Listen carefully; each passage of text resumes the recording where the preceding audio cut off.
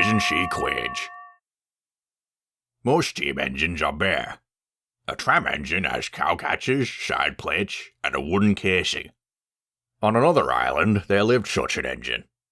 She brought trucks from the seaside over a wooden bridge to a station on the other railway. She has a coach who has seen better days. It's not fair at all, she grumbles, remembering the days when she was full and 9 or so trucks would rattle behind her. Now there were only 3 or 4, and there were other tank engines on the island who handled the passenger trains. Still, the tram engine always takes a coach with her. She might be useful one day, she says. The tram engine has a bell, and rings it cheerfully to everyone she meets. She's always careful when the line crosses a road. The taxis, buses, and lorries often have accidents. The tram engine couldn't remember the last time she'd had an accident, and neither could anyone who knew her. But the taxis and buses are crowded, and the coach is empty. I can't understand it, sighs the tram engine. People who come to the island often stare at the tram when they see her. Isn't she quainch, they chortle. They make her very cross. One day, when she brought a goods train to the platform on the mainland, 2 children walked up and eyed her with interest. Come on, Grandad, called the boy. Do look at this engine. A very distinguished gentleman got up from a bench with his wife and came to see the engine. Ah, that's a tram engine, Stephen, he said. Is it electric? Asked the girl. The tram engine hissed crossly. Shush, Bridget, said Stephen. You've offended her. But trams are electric, aren't they? Asked Bridget. Most of them are, said the dignified gentleman, but this is a steam tram. Maybe ride in a, Grandad, please? The guard was just putting his whistle to his lips. The important-looking gentleman raised his hand. Stop!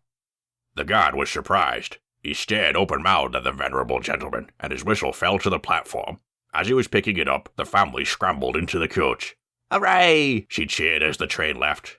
But the tram engine didn't join in. Electric! Electric! She snorted as she crossed the bridge. She was very hurt.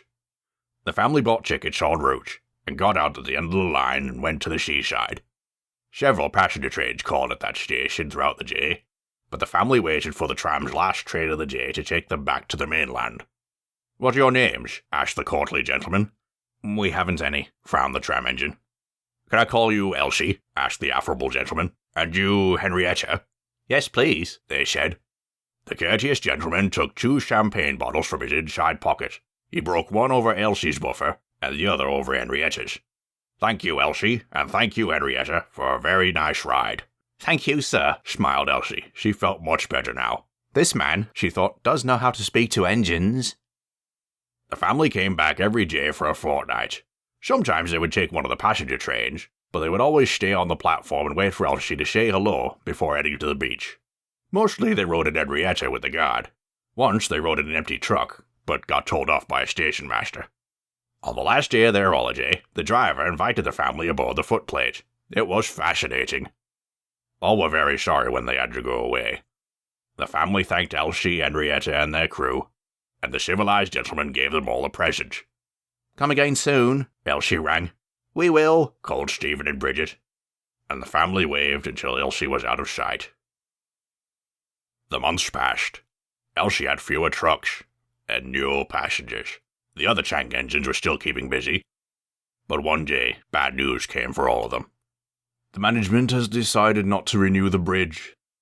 We close this winter. On the last day, Henrietta had more passengers than she could manage. Some crowded into empty trucks, and the guard hadn't enough tickets to go around. The passengers joked and sang, but Elsie wished they wouldn't. They had a splendid run. Goodbye, said the passengers afterwards. We are sorry your line is closing down. So am I, said Elsie sadly. The last passenger left the platform, and Elsie puffed slowly into a siding. Nobody wants me, she thought as she went unhappily to sleep, the cold sea air swirling around her.